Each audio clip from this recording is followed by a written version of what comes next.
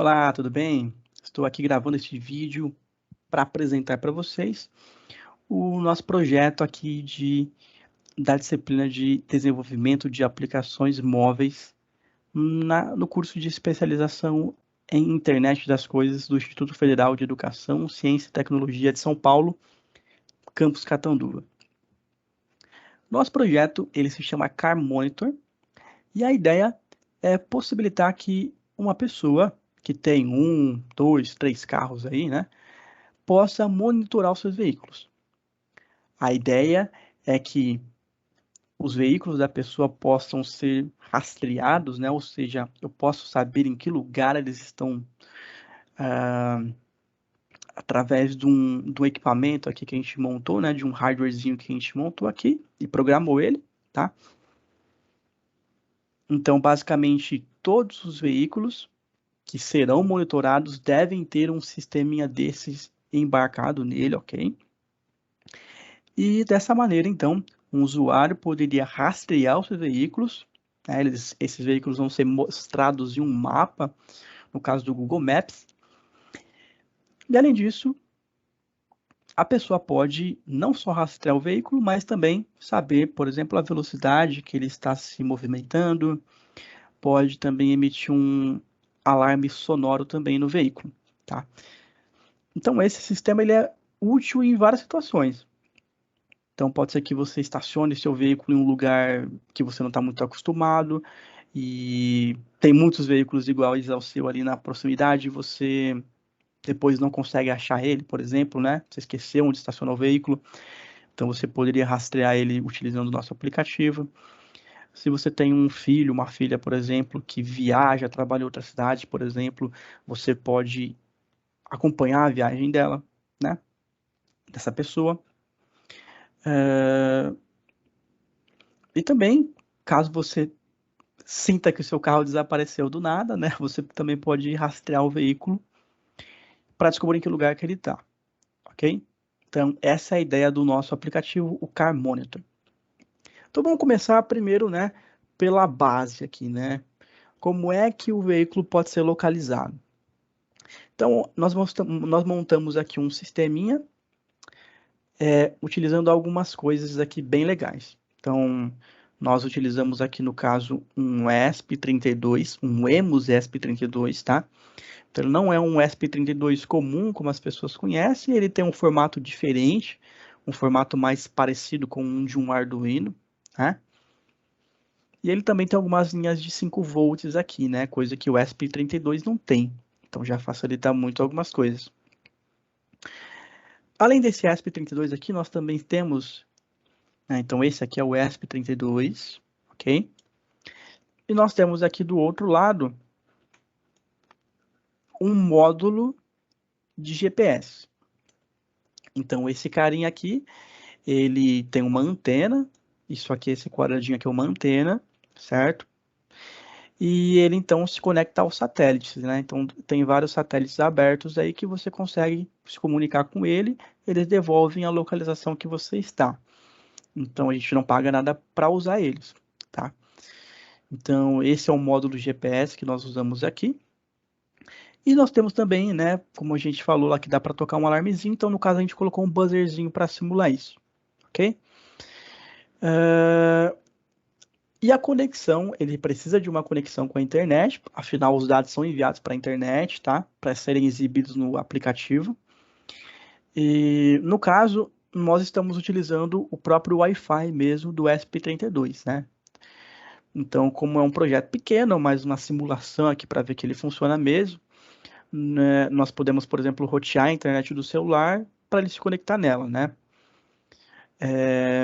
Mas assim, o ideal mesmo seria a gente ter aqui um outro módulo SIM, onde a gente colocaria um cartão SIM nele, né? Esse cartão teria um número, teria um pacote de dados e assim ele se conectaria à internet, né? Então, esse seria o mundo ideal, né? Mas infelizmente a gente não tem esse módulo e a gente acabou fazendo dessa forma mesmo, mas nada impediria da gente fazer, a gente comprar esse módulo e tal, esperar ele chegar, às vezes demora um pouco e tal, mas funcionaria do mesmo jeito, né? Então, o nosso ESP se conecta à internet, ele obtém a localização do usuário, né, no caso do veículo, afinal, cada veículo teria que ter um equipamento desse. Ele obtém a localização do veículo e a velocidade dele. Tudo isso é feito através do módulo de GPS aqui. E através da conexão com a internet, ele envia isso ao Firebase, tá? Firebase Real Time Database. Ele fica de tempo em tempo enviando essa localização lá, esses dados lá. E ele também recebe dados, né? Se por acaso no aplicativo eu disparar um alarme, o nosso ESP também vai receber o dado de que o buzzerzinho deve emitir o som, tá? Então ele envia e recebe dados. Tudo isso, toda essa comunicação é feita através do Firebase Real Time Database, ok? Então aqui dá para a gente olhar um pouquinho, né? Como que tá a estrutura aqui, mas tá uma estrutura bem simples mesmo, só para um negócio funcionar mesmo, para a gente ter uma ideia, para a gente ver esse aplicativo funcionando de uma forma bem simples mesmo. Eu tenho aqui um nó que se chama Cars, então eu tenho todos os meus veículos aqui. A chave desses nós aqui são a placa dos veículos, tá? Então, eu tenho o veículo MRN 5208. Esse aqui, no caso, é o do meu equipamento que está aqui do meu lado, que daqui a pouco a gente vai mostrar funcionando no aplicativo, tá? O MXW 7790, o PSK 8945, são outros dois veículos, mas esses aqui são fictícios só para a gente ter mais opções para mostrar ali no aplicativo, tá? Mas esse primeiro aqui é um de verdade mesmo, que tem um equipamentozinho aqui do meu lado funcionando. Então essa aqui é a estrutura.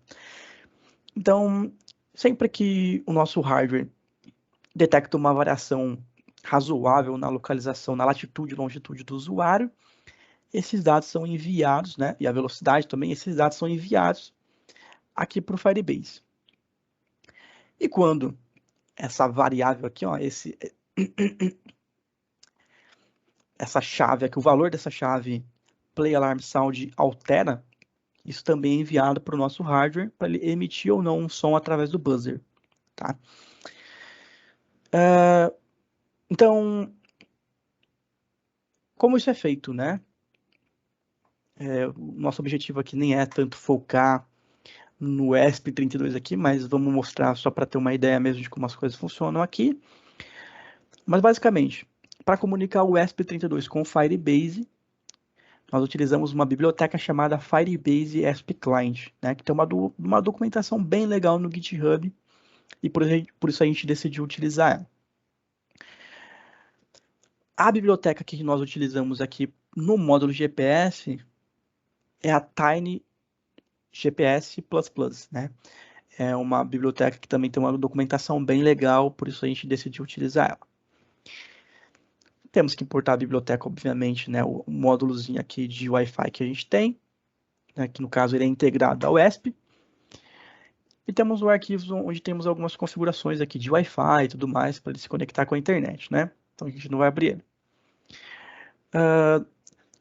Então aqui temos algumas definições do módulo de GPS.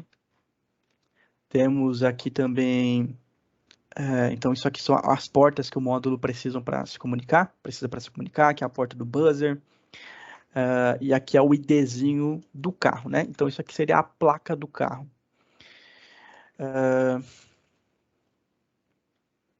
Aqui a gente precisa de alguns objetos do Firebase, tá? Então, quando a gente vai enviar dados, a gente utiliza esse FDO.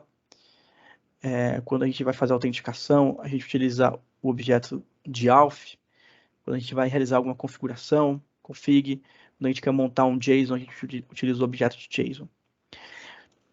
Temos aqui uma funçãozinha que se conecta ao Wi-Fi, isso é padrão, então não tem nenhum segredo. Essa funçãozinha aqui, ela emite o som do nosso buzzer. Então isso faz tocar ou não o som nele, tá? E aqui, né, na verdade, aqui no setup, né, é a primeira execução do nosso projeto. Né? Então ele vai se conectar ao Wi-Fi primeiro, né? Depois que ele se conectar ao Wi-Fi, ele vai realizar o setup do Firebase. Ele vai chamar essa função setup Firebase, que vai fazer algumas configurações, vai definir a URL do nosso real-time database, algumas questões de autenticação e tudo mais. Depois que tiver tudo ok, né, ele vai entrar então lá embaixo no loop. Isso é padrão também. Então, a cada 500 milissegundos, né, ou seja, a cada meio segundo mais ou menos, esse loop é executado. Então, quando entra aqui, ele vai verificar se o Firebase está pronto. Firebase está pronto? Se ele estiver pronto, ok. Quer dizer que ele está se conectando certinho lá.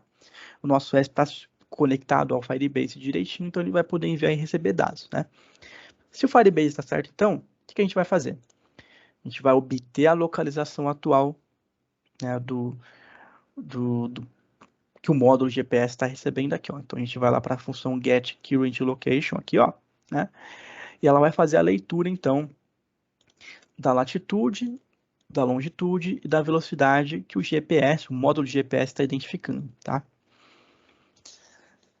E aí, só que a gente só envia esses dados para o Firebase se houver uma variação razoável na latitude e na longitude, tá?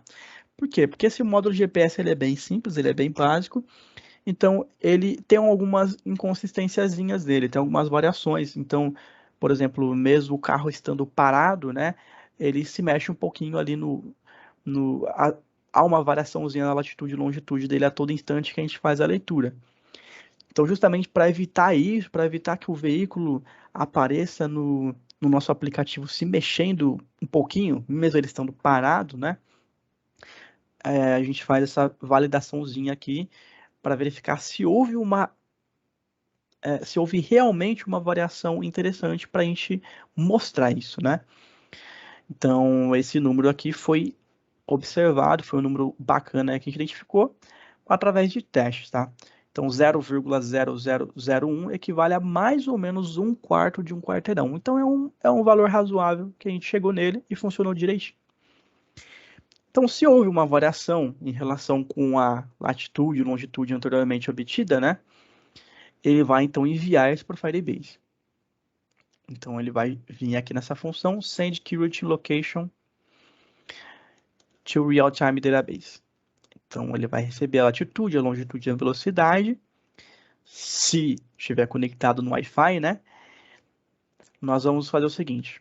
Então, também há uma pequena variação nesse módulo em relação à velocidade que ele obtém. Então, mesmo o veículo estando parado, como a gente já falou, ele tem alguns probleminhas que o carrinho ele fica se mexendo um pouquinho, porque é umas variaçõezinhas em cada leitura, por isso que a gente faz aquele filtro. E também há algumas variaçõezinhas bem leves na velocidade. Então, mesmo estando parado, o veículo estando parado, às vezes dá lá um 0,22 km por hora, né? Menos de 1 km por hora, às vezes 2 km por hora e tudo mais. Então, isso aqui são filtros que a gente fez para evitar essas variações.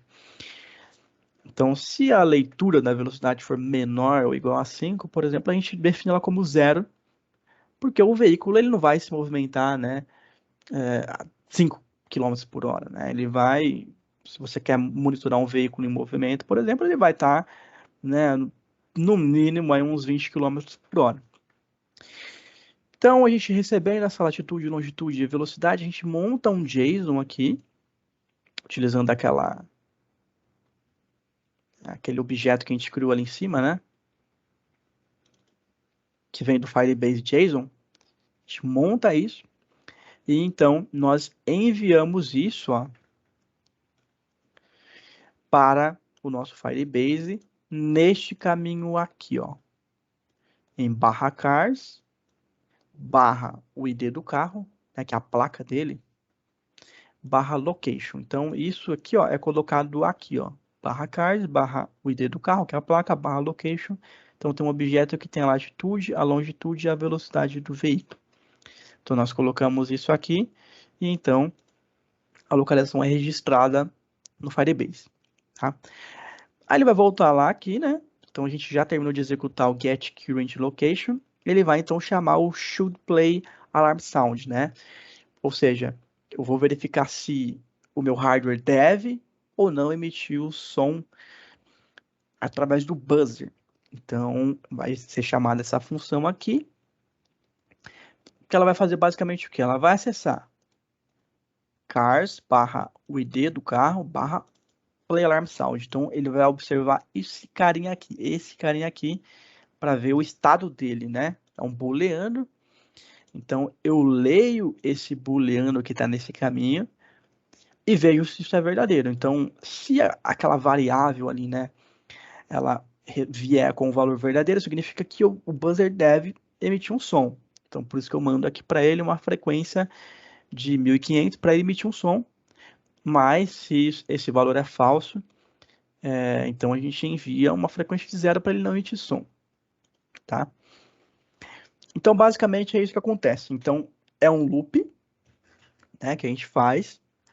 E a todo momento, se houver uma variação na velocidade e na movimentação do veículo, nós enviamos isso ao Firebase e logo em seguida a gente verifica essa variável Play Alarm Sound para a gente identificar se devemos ou não emitir um som através do buzzer.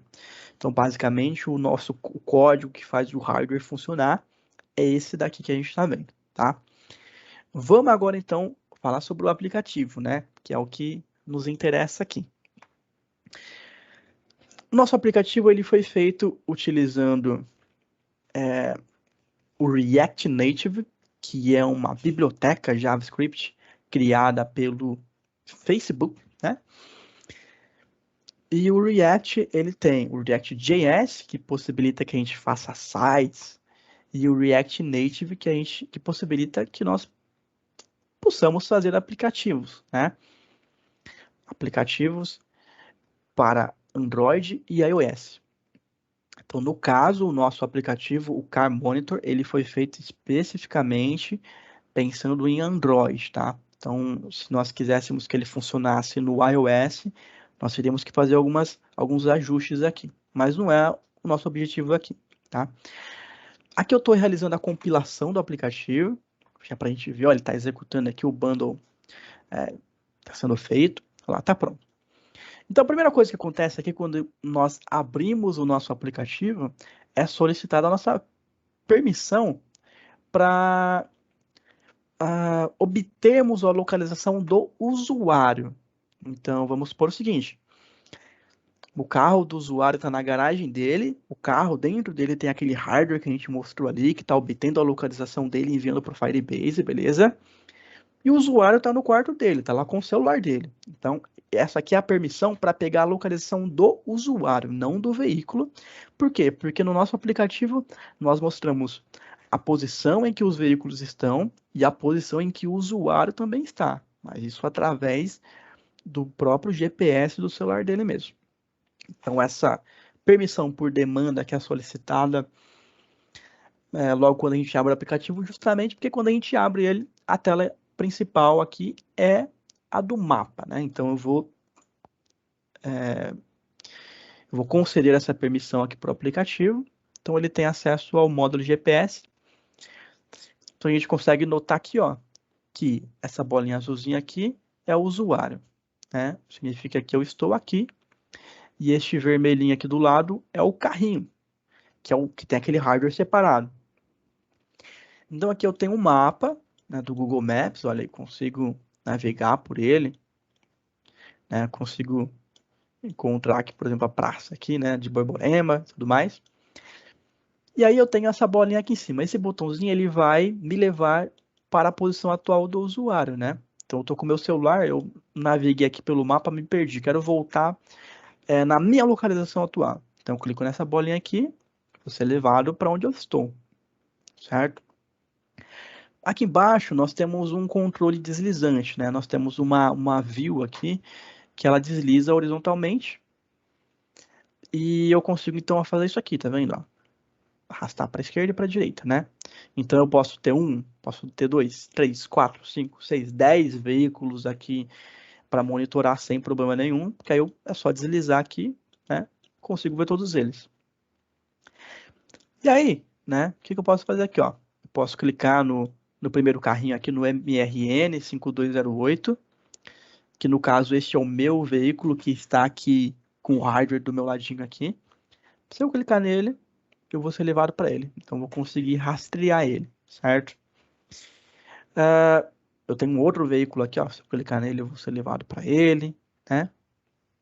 Aí eu tenho um terceiro veículo aqui também, ó. Que se eu clicar nele, eu vou ser levado para ele, certo? Então eu consigo rastrear os meus veículos, né? Saber onde eles estão e, além disso, eu também consigo, por exemplo, tocar em um veículo, né? E eu tenho um botãozinho aqui de tocar alarme, né? A ideia desse tocar alarme, como eu já disse, é que às vezes você estaciona o veículo em algum lugar que você não conhece muito bem e você às vezes sente uma dificuldade de encontrar ele, né? Então você poderia, por exemplo, tocar esse alarme que vai emitir um sinal sonoro que vai facilitar ainda mais você encontrar o veículo, né? Então, se eu clicar aqui em tocar o alarme, o que vai acontecer é que o sonzinho aqui, deixa eu só arrumar aqui uma coisinha, o som do veículo ele vai ser tocado. Vamos lá, de novo. Vou clicar aqui em tocar alarme. E aí um sinal sonoro, ó, ele é emitido, tá vendo? Né? Acho que dá para escutar aí, ó. E aí, se eu clicar em cancelar alarme, para. Se eu clicar em tocar alarme, volta a tocar esse alarme, né? E posso deixar esse alarme tocando por tempo indeterminado, né? Mas o ideal é que a gente utilize isso apenas para encontrar o veículo e depois você pode cancelar o alarme para esse som parar de ser emitido. E então você vai poder usar o seu veículo, entrar dentro dele e usar ele normalmente. Então aqui a gente tem, né, uma activity principal, que é um mapa do Google Maps, né? Esses veículos eles são obtidos através do Firebase, Real Time Database, ok? Então dados são recebidos e também dados são enviados, né? Por exemplo, quando eu toco o alarme, eu envio um dado para o Firebase, o ESP ele recebe esse dado, emite o som. Então, e o ESP, no caso, ele obtém a localização do veículo através do módulo GPS, ele publica isso no Firebase e nós recebemos isso no aplicativo, então a gente consegue mostrar o veículozinho no mapa aqui, né? Então nós enviamos e recebemos em ambos os dispositivos, seja no celular, através do aplicativo, ou no nosso equipamento embarcadinho que a gente montou aqui utilizando o ESP, certo? Então, eu tenho essa activity principal, tá? E eu tenho esse botãozinho aqui também, que é uma interrogação, que ele vai basicamente abrir uma outra activity, né? Então isso é feito como se fosse através de uma intent, né? Seria equivalente a uma intent lá no Java, né? Então eu clico aqui nesse botãozinho, ele vai abrir uma outra activity que tem aqui o sobre, né? Então o que é esse aplicativo?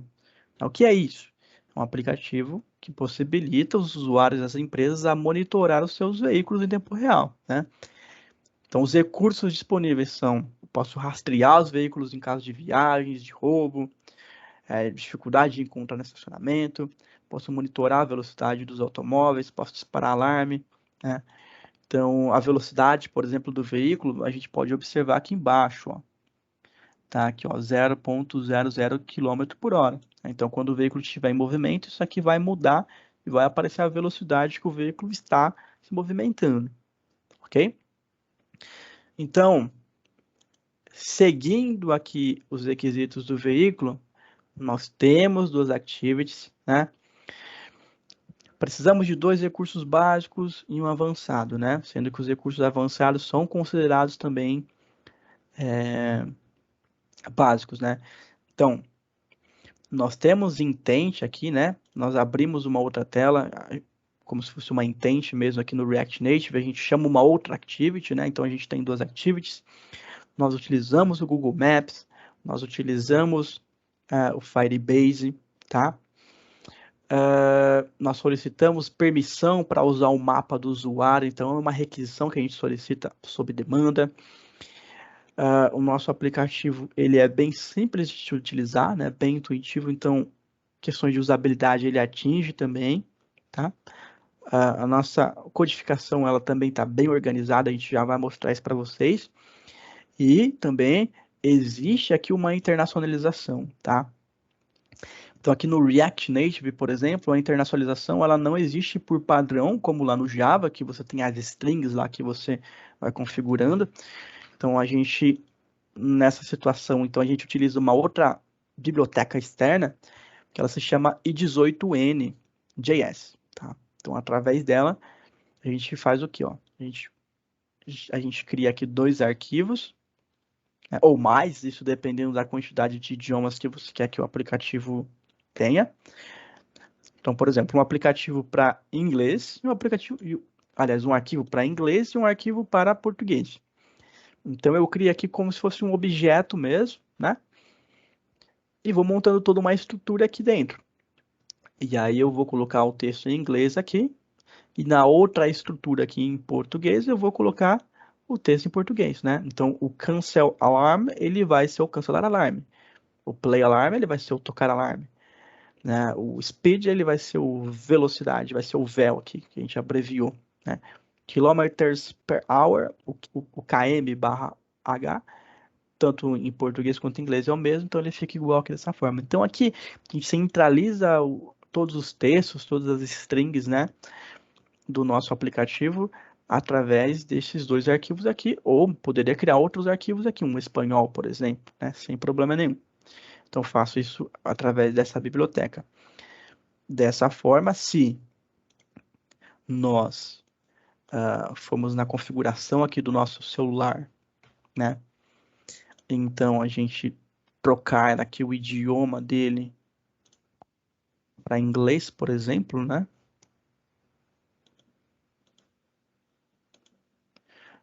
E aí a gente abre o aplicativo de novo. Né? Olha só. Plate, MRN 5208. Né? Play Alarm. Cancel Alarm. Né? E aqui o About, os textos ficaram todos em inglês. Então a gente faz a internacionalização desta maneira aqui no React Native. Tá? Bom, vamos dar uma olhadinha aqui na estrutura do nosso código, né? Como é que as coisas foram feitas aqui, como é que as coisas funcionam, né? Mas basicamente, quando a gente abre o nosso aplicativo, o arquivo app.tsx, ele é executado, tá? Então, o tsx é um tipo de arquivo de TypeScript. Então, a gente utiliza aqui no React Native JavaScript para montar o nosso aplicativo, que ele é convertido depois para um código nativo para Android e para iOS. No caso, a gente está focando só no Android, tá? E a gente está utilizando, então, no caso, o TypeScript, né? Que é um JavaScript mais poderoso. É um JavaScript que tem uma tipagem, né? Isso facilita, ajuda muito nós na hora de desenvolver o aplicativo. E logo de cara a gente tem aqui um sistema de navegação. Então, o que na verdade abre essas activities aqui, né? É basicamente uma stack que a gente tem aqui, um Stack Navigator, que ele vem de uma biblioteca aqui também, ó, chamada React Navigation.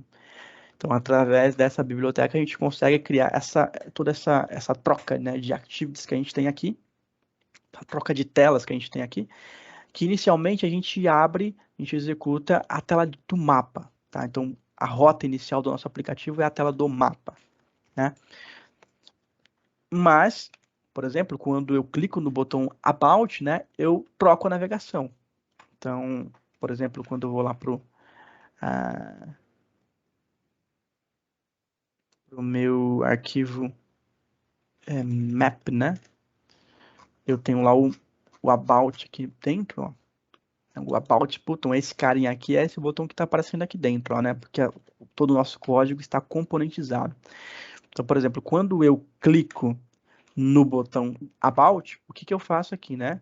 Olha, quando eu pressionar ele, eu pego minha navegação e faço o meu app navegar para a tela About, né? Então, ele vai abrir a tela About. Então, como se fosse uma pilha, uma stack, né?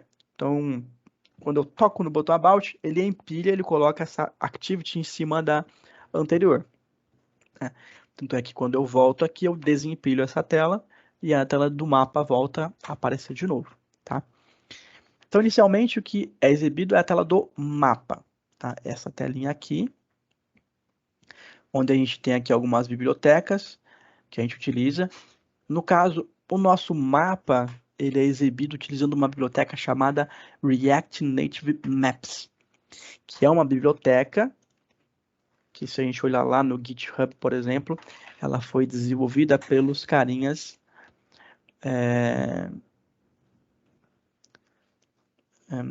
não lembro agora, mas são os caras do Airbnb, tá? Não lembro se está escrito isso em algum lugar aqui, mas quem desenvolveu essa biblioteca é o pessoal do Airbnb, tá?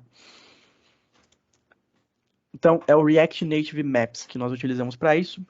Para pegar a localização do usuário, a gente utiliza o React Native Geolocation Service. Essa biblioteca ela possibilita que a gente pegue a localização do usuário, a latitude e a longitude dele, tá? E esses outros arquivos aqui são componentes que foram criados por nós manualmente. A gente já vai chegar neles aqui. Então, basicamente o que acontece, né? Quando o nosso, vamos lá. O nosso mapa, então, ele é exibido aqui nesse finalzinho, né, nesse código, ó. Nosso mapa está aqui, tá? Tem algumas configurações que a gente colocou nele, por exemplo, a gente bloqueou a rotação, a gente bloqueou o zoom, a gente tirou algumas coisas de construção, de pontos de interesse, e a gente definiu que a localização do usuário vai ser exibida, por exemplo, né? Bem, então o mapa ele vai aparecer na tela através desse componente aqui, que ele vem daquela biblioteca lá, o React Native Maps. Quando esse mapa ele é exibido na tela, né, quando o mapa estiver pronto, ele vai executar uma função chamada handleMapReady. handleMapReady. Essa função handleMapReady, ela vai verificar se a plataforma do usuário é Android, né? Se o usuário está utilizando o aplicativo no Android, que é o nosso foco. Então, se ele estiver utilizando o aplicativo no Android, nós vamos então requisitar, né? A gente vai fazer a requisição da localização, aliás, da permissão para acessar a localização do usuário, para verificar a localização dele. Então, essa função aqui, ó, nós temos esse carinha aqui chamado Permissions Android, que vem da biblioteca do React Native, tá? Que todo aplicativo do React Native usa essa biblioteca aqui, basicamente. Então, a gente faz uma requisição, a gente solicita para o usuário uma permissão para acessar a localização dele, né? E ele pode, obviamente, permitir ou negar isso, né? Quando ele permitir, a gente vai guardar isso dentro de um estado aqui no React, que a gente fala, né? Então, se ele permitir, a gente vai guardar isso como verdadeiro aqui dentro. Então, esse hasLocationPermission, ele vai guardar um valor indicando verdadeiro ou falso, né? Que isso vai, na verdade, apontar para a gente se o usuário permitiu ou não o acesso à localização dele, tá? Se ele permitiu, então o mapa vai ser exibido e a localização do usuário vai ser exibida lá, né? Se ele não aceitou, por exemplo, a permissão, né, ela vai ser solicitada depois de novo, ok? É isso que acontece. Algumas outras coisas acontecem também quando a nossa aplicação está iniciando. O que a gente faz? Nós acessamos o Real-Time Database. Esse RTDB é um objeto que nós criamos, ó, que ele tem aqui uma referência lá para o /cars, né? Então, esse carinha, ele tem uma referência para essa estrutura aqui de carros, né? Então, tem acesso a todos os carros aqui. Então, o RTDB, ele acessa todos os carros, né? Então, a gente colocou aqui um observer, né, basicamente, nos veículos que nós temos no Firebase. Então, sempre que alguma coisa modificar lá dentro, né, o que a gente vai fazer? Nós vamos fazer uma atualização nos veículos que a gente tem, tá? A gente vai... Todos esses veículos que nós temos, que eles são listados aqui no nosso aplicativo, por exemplo, eles são armazenados dentro de um array de carros, ó, dentro de um vetor de carros, né? Aqui para cima, ó. Então eu tenho aqui um estado que guarda um array de carros, né? Então cada carro, por exemplo, o que tem? Todo carro tem um ID, tem o Play Alarm Sound para saber se ele está tocando ou não o alarme, e todo carro tem um location, né? Então todo carro tem um ID, todo carro tem um Play Alarm Sound e tem um objeto de location que tem lat, LNG, speed, latitude, longitude e a velocidade, né? Então sempre que os veículos alterarem o seu estado, o Firebase vai nos avisar e a gente vai refletir isso na nossa aplicação, tá? E mais uma vez aqui a gente verifica se o usuário deu ou não permissão para a gente acessar a localização dele e mostrar aquela bolinha azul no mapa, né? Então, em vários momentos a gente verifica se temos permissão para isso ou não, ok? E no final das contas, o que a gente faz, né? Nós temos aqui embaixo, então, esse controle deslizante aqui com os veículos, né? Como é que isso é feito? É esse carinha aqui, ó, o Car Area Slider, que nós criamos na mão, mais uma vez, aqui, né? E a gente faz o quê? Nós percorremos o vetor, aquele array de carros, um por um. Então, eu passo pelo primeiro carro e eu crio um componente aqui, ó. Eu crio um Car Item, que é um componente que nós criamos na mão, e ele é reutilizado várias vezes aqui, para não ficar repetindo código, né? Várias e várias vezes. Então, percorro todos os carros e vou criando Car Item, né? Que é cada retângulozinho azulzinho desse que tem um carrinho dentro. Todo carrinho desse tem uma placa,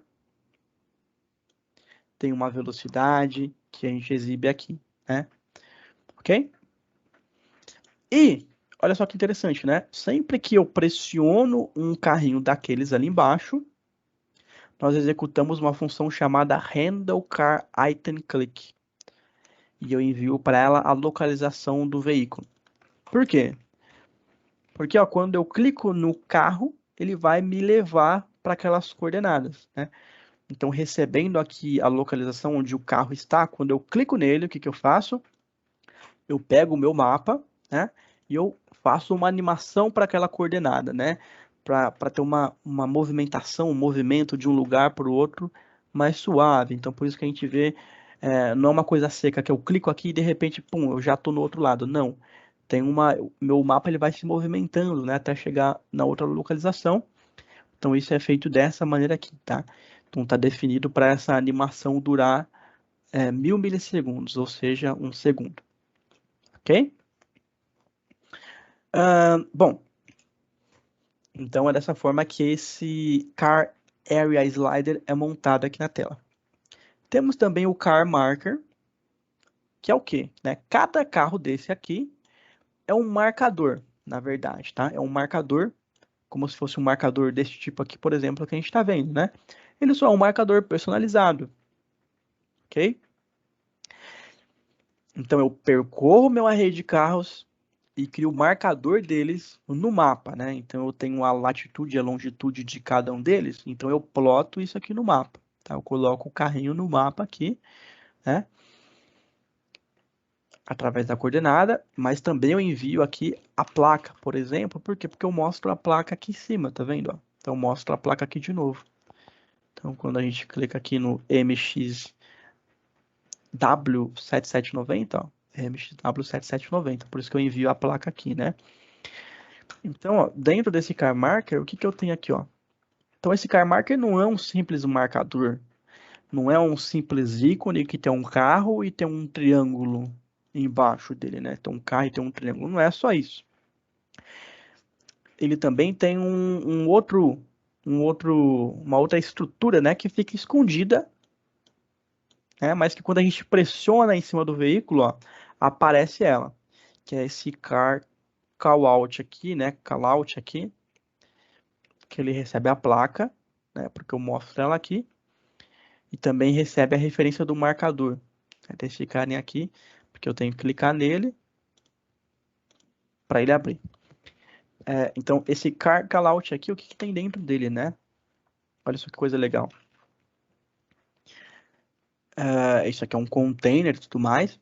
Então, eu tenho aqui, por exemplo, o texto, né? Do Play Alarm Sound aqui dentro, tá vendo? Play Alarm Sound. Então, eu recebo esse Play Alarm Sound lá do Firebase, ó. Então, através da placa do veículo, eu acesso lá o carro que tem aquela placa e observo, né, o Play Alarm Sound, né? Então, eu fico colocando ele dentro de um estado que a gente chama aqui em cima de Play Alarm Sound, tá vendo? Então, sempre que essa variável mudar, o que acontece? A gente vai renderizar esse callout aqui de novo, né? Então, esse Play Alarm vai mudar para cancel o alarme, por exemplo, né? E talvez você esteja estranhando que aqui esteja aparecendo Play Alarm, mas aqui o texto seja alarme.cancel, né? O que é alarme.cancel? Porque eu estou utilizando um translate aqui, né? Esse T é um tradutor que ele vai basicamente identificar a língua a linguagem, o idioma do sistema operacional do usuário. Se estiver em português, ele vai acessar, ó, o alarme.cancel do arquivo PTBR, ó, o alarme.cancel, que é o cancelar alarme. No caso, o nosso está em inglês, ele vai acessar o alarme.cancel e vai pegar o texto, ó, cancel alarme, ó, cancel alarme, tá vendo? Então, é isso aqui o que faz a nossa internacionalização, né? Aqui é um operador ternário. Se o play alarm sound estiver verdadeiro, quer dizer que o som está tocando, então eu tenho que mostrar para o usuário a opção para ele cancelar o alarme, né? Se não, eu tenho que mostrar a opção para o usuário tocar o alarme do carro, né? Quando eu pressiono essa estrutura aqui, o callout, né? A gente vai chamar essa função aqui chamada handle click. Handle click. Que vai fazer o quê? Vai acessar o Firebase, né? Lá no Cars. Vai acessar o carro que eu pressionei o botão aqui. Então, no caso, o MXW7790.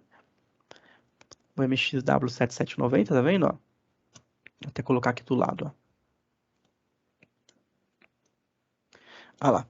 Ele vai acessar esse carinha e vai alterar o valor daquela variável play alarm sound, né? Se está verdadeira vai virar falso, se está falso vai virar verdadeiro. Ele vai inverter a lógica, né? Então, por exemplo, ó, é esse carinha aqui, né? Ó, o 7790. Play alarm, o play alarm, ó, olha lá, mudou para true. O cancel alarm mudou para false, né? E aí o alarme daquele carro em específico vai tocar, né? Esse aqui não é o meu carro que o meu sisteminha embarcado tá aqui comigo. Esse aqui é um outro veículo, né? O meu carro é esse daqui, que tá aqui do meu ladinho. Beleza. Bom, acho que basicamente é isso, tá? Então, assim, todos os arquivos aqui eles estão bem organizados também, ó. Então, o botão sobre está num componente separado, né? O Care Area Slide, que é esse deslizante aqui, esse controle deslizante está separado em um outro componente. Cada carrinho aqui é um Car Item que está separado em componentes. Cada Car Item é um componente que também está separado, né? Então, está bem organizado o nosso código, está bem componentizado, de forma que tudo aquilo que se repete, nós temos um componente que nós ficamos usando ele várias e várias vezes, né? Para não ter que ficar escrevendo código de novo, né? Ficar repetindo código, que não é uma coisa muito legal. Ok? E essa aqui, ó. Então a gente tem a tela Map, né? Que é a principal, né? A telinha About lá, ó. Né? Que é aqui, ó. Esse What is it? Né? Então ele basicamente, ó, tem um textinho aqui, ó. About.what is it? Que ele pega lá do arquivo, no caso, em inglês, né? Que ele tá pegando aqui, ó. Então, about what is it? Então, esse aqui é o texto que aparece aqui, né? Se estivesse em português, ia pegar o valor desse objeto que está lá no arquivo PTBR, tá bom? Então, todos os cestinhos estão sendo exibidos aqui dessa forma. E esse, então, é o nosso trabalho, né? Feito aí por mim, Lucas, e pelo Luciano também, né? E está aí funcionando direitinho. Bem legal. Ok? Espero que você tenha gostado. Agradeço muito por ter assistido o vídeo e esperamos ver você novamente em breve. Tchau, tchau.